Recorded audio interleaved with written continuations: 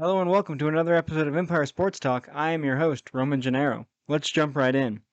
It was another great week in sports, and that week started with the South Carolina Gamecocks and the Kansas Jayhawks being crowned college basketball champions, respectively. The women's team went first on Sunday night. It was a good night for South Carolina Gamecocks, not just because they won, but because they had lost the year before. And on a missed game-winning layup by star player Aaliyah Boston. And so this was very much a redemption moment for her because she said that moment in that game in 2021 fueled her for the season. And while we're talking about resilience, even though the Kansas Jayhawks won for the men, we have to give it up to the North Carolina Tar Heels. Not having the best season, but getting hot when it mattered late in the regular season to get to the ACC tournament, hand Duke a big loss in Coach K's final home game, and secure an 8 seed in the tournament, and then go on to upset number 1 seed Baylor and kind of shock a lot of people by making it to the Final Four and then the championship game. But on the topic of resilience, even though they lost, I want to give it up to Tar Heels big man Armando Bacot because he too showed a lot of resilience in that game because he had injured himself in the Final Four game against Duke. He had hurt his ankle, and there was a lot of question as to if he was going to play in the national championship game. And he said, "There's no way I'm not playing. This stage is too big. I will be out there." So a lot of people thought that he was showing a lot of heart and a lot of grit and a lot of resilience just by playing in the game. But then, towards the end of the championship game, he turns his ankle again, and by the looks of it, worse than the first time, and he stayed on the floor even in the final seconds. So I want to give a special shout out to both of these two players who showed really the reason why we love sports, who showed why we as fans love sports, who showed when adversity comes, you don't just back down. You say, this is my moment and I'm going to go take it. And both Armando Bacot and Aaliyah Boston showed just how much heart they have, and it's a heck of a lot. It was a great tournament on both sides, but the biggest surprise, I think, in either tournament was the St. Peter's Peacocks making a deep run into the Sweet 16, and thanks to their head coach, who had been to the tournament with Seton Hall back in 2000, and shortly after St. Peter's got eliminated, that same head coach got hired as the Seton Hall head coach. All of his St. Peter's players were there, and shortly after that, 3 of St. Peter's best players entered the transfer portal. So I have to wonder, where do we think they're going? So congratulations to all of NCAA basketball on a great tournament for both the men and the women. And I cannot wait till next March. March Madness is one of my favorite times of year on the sports calendar because you have March Madness, you have baseball starting up, and you have the NBA and NHL seasons winding down, which means things get a little more intense as playoff seedings are decided. We had another great March on the sports calendar, and I cannot wait to see what April has in store for us.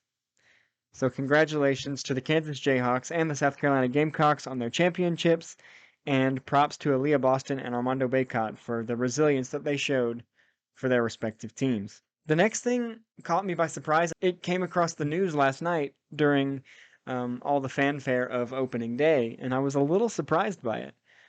On the last couple of episodes, you've heard me talk about Freddie Freeman leaving the Atlanta Braves to go to the LA Dodgers and how hard that was for fans and teammates of Freddie's. And now, on the same day that the Braves started their season to defend their World Series championship, their star player, Ronald Acuna, made headlines with some eyebrow-raising comments, at least for me. In an Instagram Live interview, he told a reporter about how there was friction between him and Freddie Freeman.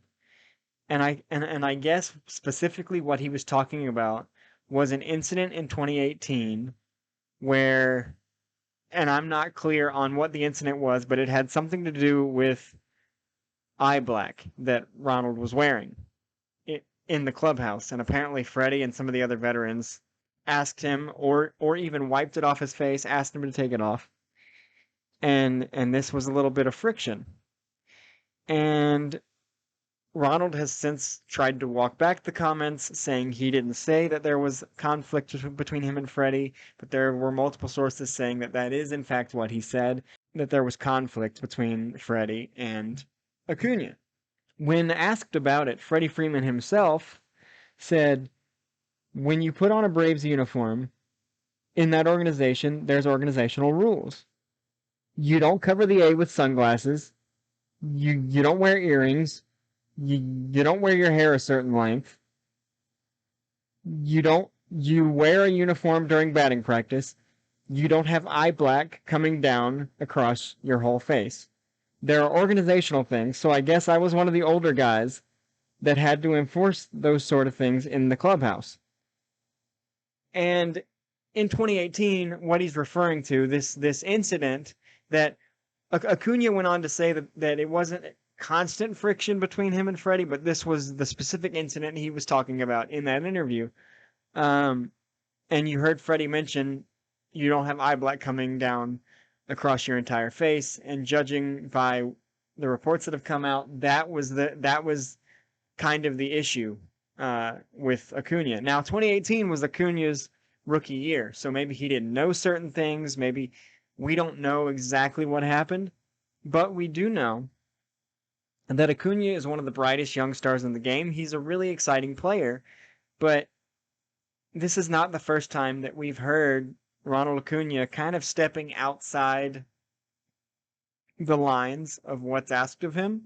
On multiple occasions, Braves manager Brian Snitker had gotten onto Acuna for not running out a grounder to first base, for watching a home run too long. One particular instance, he hit a ball that he thought was gone off the bat, so he kind of walked up the first base line, as you do a little bit. But in right field in Atlanta, there is a high brick wall, and the ball actually did not clear the fence, hit off the brick wall. The fielder got to the ball, and Ronald Acuna was thrown out at second. This is because he did not hustle out of the box, and he watched what he thought was a home run, and it cost the Braves a base runner. And in that game, it was a close game. The Braves ended up losing. And Ronald Acuna had to answer to his manager for that. And we've heard certain things about, I'm not saying Ronald Acuna is a bit of a troublemaker, but this is not the first time we've heard of incident with Ronald Acuna. And look, I'm not trying to say, because the debate in baseball right now is that there's a battle between tradition and youth, and that baseball is so dug in on its traditions that it tries to stifle the young, exciting players. I don't think this is the case at all. And there's a difference between stifling young players and asking them to follow certain rules. GMs and owners have a right, based on their job titles, have a right to ask players who enter contract to play for their team to follow certain guidelines, whether that be how you wear your hair, what jewelry you wear on the field, whatever the case is. The most famous of which are the standards by which the New York Yankees operate, in that you must be clean-shaven, you must have short hair. And yet nobody says anything about, oh, those rules are ridiculous, because it's the Yankees, because it's this big, regal brand. It's one of the biggest brands in sports, not only in sports, but in popular culture in general. Nobody says anything. But, all of a sudden, these comments are taken as, oh, they're trying to stifle Ronald Acuna by telling him not to wear eye black. Nobody was telling him not to wear eye black. When I see Freddie say, you don't wear eye black coming down across your entire face, what I'm reminded of is the way Bryce Harper played in high school before he was drafted by the Nats, when he would literally smear it down his face. That's what I think of when I read that, across your whole face. They're not talking about you can't do this. Of course you can do that. But I don't think it's unreasonable for a team to say, "Hey, don't cover the logo on your hat with sunglasses. Be sure to wear a jersey during batting practice." I don't think that's unreasonable at all because the GM and the owner are responsible for the image that the team that they run portrays. They're responsible for they're essentially salesmen because they're saying this is the product that we're bringing to market and look at how good it looks. Professional sports, like any business, has a certain cosmetic factor that you don't want a bunch of your players, a bunch of your employees to come out there looking disheveled. I remember I had a job interview one time, and a guy came in for an interview, and he had baggy pants that looked like they had paint all over him, and he was wearing a beanie, and he was wearing this heavy jacket. And I was sitting there waiting for my interview, and this guy apparently had a time ahead of me, and the interviewer, wearing a nice suit, opened the door and welcomed the guy, and then as the door was closing, said, why would you show up to an interview like that? That man had the right to ask the potential employee that question because that man in that moment is representing the company, and the company has certain standards. The Braves have certain standards. The Yankees have certain standards. Professional sports teams are allowed to have those standards. And I don't see this in any way as stifling the creativity or the zest of a young player because they're just asking him to follow simple rules, play hard, look the part. That's not unreasonable. Now, the interesting part to me, aside from all this, it's apparently been squashed because, although not totally, because it came up again 3 years after the original incident, 4 years, excuse me. But after the Braves won a World Series, Ronald had torn his ACL earlier in the year, so he had missed the second half of the season and the postseason run, but he was in the dugout with his teammates and everything like that. When the Braves won, Freddie was quoted as saying, we're gonna do it again with you next year. So he, in that moment, the happiest moment of his professional life, chose to reach out to the young face of the franchise and say, we missed you. We want to do this with you.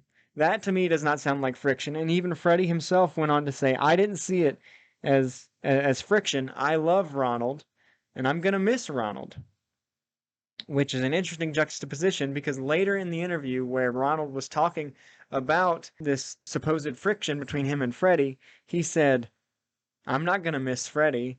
Why would I miss somebody who plays for another team? Which you could take as him being ultra competitive, and if that's the case, I like it. But at the same time, like, that's a guy you went to battle with every day. Look, you're not going to be friends with everybody who you work with. If you're an athlete, you're not going to be friends with every teammate you have. You're not going to be friends with your managers. You're not going to be friends with these people. But there's a certain camaraderie that you feel with people that you're with every day to a certain extent. You could view Ronald's comments as those of a competitor who, I'm not going to miss an opponent, or as somebody who is like, I'm not going to miss that guy, blah, blah, blah, blah, blah. Now, Ronald has said that the media has taken his comments out of context, and so maybe that's what he's talking about, that he likes Freddie, but he's an opponent now. He's not going to miss an opponent. But I don't know. It seemed like a very weird thing to add on. That no, I'm not going to miss him. We don't know. Ronald is still recovering from his ACL injury. He's probably not going to play for the Braves until May. So maybe he's just a little hurt that he's not out there. Maybe he's hurt that Freddie didn't come back to the Braves. We don't know. But I found the timing of this story very interesting, considering that it was opening day for his team and all the other teams, and they were talking about it on ESPN while Ronald's Braves were celebrating getting their World Series rings and playing their first game. Now, the irony is that the Braves lost and they didn't look particularly good, and Freddie's replacement went 0 for 2 with a couple of walks. But besides the point, I don't know if this was Ronald trying to get attention for since he wasn't out there, or maybe he was a little hurt that he wasn't out there, so he was I don't know. But it kind of came out of left field. It caught me off guard when I was sitting down to watch baseball for the first time in 6 months. But it is what it is. You're not going to be friends with everybody. Uh, and this conversation brings to, and I know some people viewed Freddie's comments as what's wrong with baseball, because in the past couple of years we've had a lot of debate about, like I said, youth versus tradition and the unwritten rules of baseball. For those of you that may not be familiar, the unwritten rules of baseball are literally things that aren't in the official rule book, but it's things that you don't do. Like you don't swing at a 3-0 pitch when your team is up by a lot, or you don't talk to a pitcher who is throwing a no-hitter, or you don't steal bases when you're up by a lot. Certain things, and that no-hitter thing is for fans, players, and the pitcher. You don't talk about it. You leave them alone. There are certain things that aren't written down anywhere, but that you don't do. And there are some that are really good unwritten rules, and some that maybe aren't the best. But probably the biggest, I guess you could say, violation some people thought of these rules was in 2020, Fernando Tatis, another one of the great young stars of the MLB, hit a grand slam on a 3-0 count when his San Diego Padres were already up 10-3 on the Texas Rangers. Some were fine with it. Some had a problem with it. I was in the camp that was fine with it. Should he have been looking to swing on a 3-0 count? Probably not. But the ball that he swung at was dead center. It was a middle fastball. And Fernando Tatis, along with every other professional athlete on this planet, is very competitive. And regardless of score, you don't stop competing. You may be up by a lot, you may be on the way to winning, but you don't stop competing. This is not a sympathy sport. You don't stop swinging because you're up by a lot. I don't have a problem with him swinging because it was a good pitch to hit.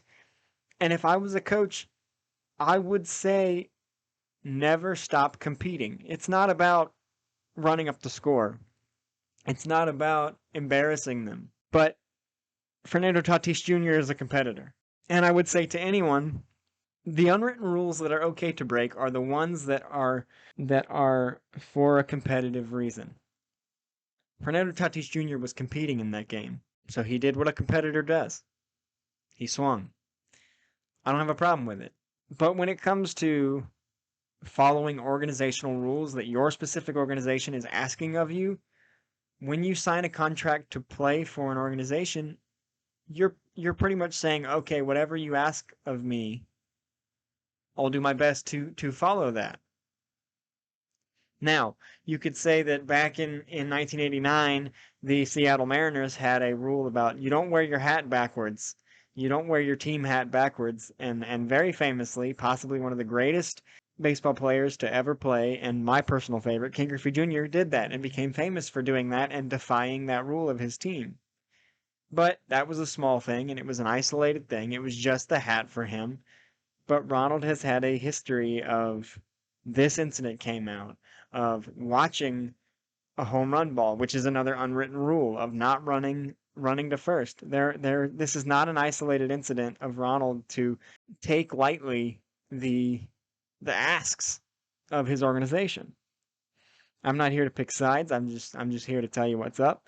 I just thought it was a weird situation, given that it was opening day, given that Ronald's team was celebrating this huge accomplishment, and during the telecast, they were talking about these comments that Ronald had made. So, wherever you stand on unwritten rules of baseball or organizational rules, that's just something interesting to think about. Well, let me know your thoughts on that. If you think organizational rules are there to be followed, or you think that don't squash youth, or you think unwritten rules of baseball are stupid, let me know. The Lakers are officially eliminated from the playoffs. With 2 games left, as I'm recording this on Friday. With 2 games left in the NBA season, the Lakers are out.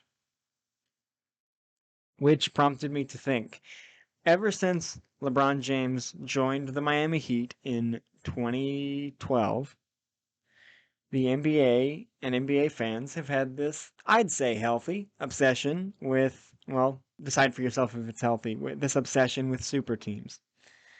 Getting all the stars on one team together to play, all your friends, all your buddies together to play. I'm not a fan of that as far as, well, let me say this. Seeing the stars play together is the perk of an all-star game. And in the case of, the Miami Heat back in 2012, I would argue you could argue that wasn't a super team because it was Dwayne Wade and LeBron James, who will be no doubt Hall of Famers, and then Chris Bosh, who I saw as a good player, not an excellent player. There were many times in Miami that he wasn't even the best player, like the third best player on that team. Chris Bosh is good.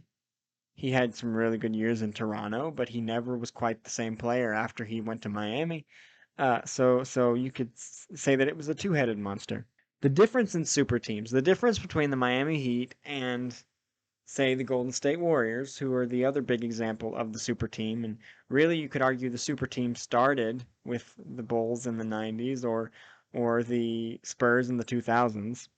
But the difference between those two teams and the Warriors and the Heat, or the Cavs of 2016, or the Lakers of this year, some were built by the organization, and some were built by, oh, let's just do this. Let's get all our buds together, The Golden State Warriors, their nucleus, who have been there for years to get all the championships, Clay, Steph, and Draymond, were all drafted by the Warriors when the Warriors were not a great team. They've all stayed with the Warriors the entire time. The Bulls drafted Michael. And then when Michael needed help because the culture was changing in Chicago, they drafted Scottie Pippen. And they drafted Horace Grant. And then when they had won 3 in a row, they started trading some pieces and they built it up again, but they built it. They didn't go and try to get Charles Barkley or Hakeem, or they went and they got Steve Kerr, they got Ron Harper, they built it up, but it was still Scottie and Michael. It was still Scottie and Michael. It was always Scottie and Michael, and they got Dennis Rodman because they knew. But that wasn't let's go get Dennis Rodman and make a big splash. That was, we lost Horace Grant, and Horace Grant was our big defense rebounding big man. We need to replace him because he went to Orlando. So they went and got Dennis Rodman, who is one of the greatest rebounders of all time. The Bulls built it up. The Pistons of that era built it up. The Pistons of 2003 built it up. The Warriors built it up. LeBron shows us the market super team, calling all his friends to go to Miami, calling all his friends to come to Cleveland, calling all his friends to go to LA. And as we've seen from LA this season, and even a little bit the Brooklyn Nets, although the Brooklyn Nets get a little bit of a pass because a lot of that had to do with injury, super teams don't always work. It's not about the names. It's about the chemistry. LeBron, Dwayne Wade, and Chris Bosh worked. There was rumor that the original plan for the Miami Big Three was LeBron, Dwayne Wade, and Carmelo Anthony, but Carmelo Anthony was not available. It didn't work out. They went with Chris Bosh. Chris Bosh was apparently a plan B. The Spurs, who, by the way, built their dynasty up when they won, 4 or 5 championships in about 10 years, built it up. Everybody was drafted. Side note, Tim Duncan's probably the most underrated superstar of all time. But in Cleveland, it worked because Kyrie, LeBron, and Kevin Love all had different skill sets, all fit needs that the team needed. Kevin was the rebounder because prior to that in Minnesota, he was winning rebounding title after rebounding title. He was the best rebounder in the league. Kyrie, this insane shot creator. But in LA, it didn't work. The chemistry, everything was wrong. The chemistry was wrong. It's like, let's see who we can get. Let's go get Anthony Davis. Let's go get Carmelo. Let's go get Russell Westbrook. Let's go get these people. And it could not have worked out worse for LA. So that proves that super teams don't always work. For the Nets, Kyrie had vaccination issues, missed a lot of games. Kevin was hurt, but they also have LaMarcus Aldridge, Blake Griffin for a period before the trade, James Harden, and they're still fighting for their seeding in the play-in tournament. It's not about who's on the roster. It's about how they fit together on the roster. What makes a super team is unbelievable chemistry. The Bulls had that. The Pistons of the 80s and 90s had that. The Pistons of the 2000s had that. The Spurs had that. Cleveland, Golden State. The Lakers are showing every bit that does not work about super teams. Just pairing who they can together. The reason Russell Westbrook doesn't work with any kind of super team is that Russell Westbrook has shown that he can't really play. He's not really a team player. He showed that in Oklahoma City when even in their finals run, they made that finals run because for a period of time, Russell learned how to play the point guard position. He learned how to pass. He learned how to pass up a shot to get a better one. He learned how to do these things that point guards need to know how to do. But then when they got to the finals, he became Russell again, and some would argue shot them out of that series. He did the same once Kevin left, and Oklahoma City made the playoffs. He shot them out of playoff games. And in this season, he's taken some of the worst shots the NBA has ever seen. He's had some of the most aggressive sound bites we've heard. It doesn't always work. Super teams are not about names, they're about chemistry, and the Lakers have proven that. The NBA playoffs start in a couple days. I look forward to seeing what happens. But until then, this has been Empire Sports Talk, and this is your host, Roman Gennaro, signing off of another episode. See y'all around.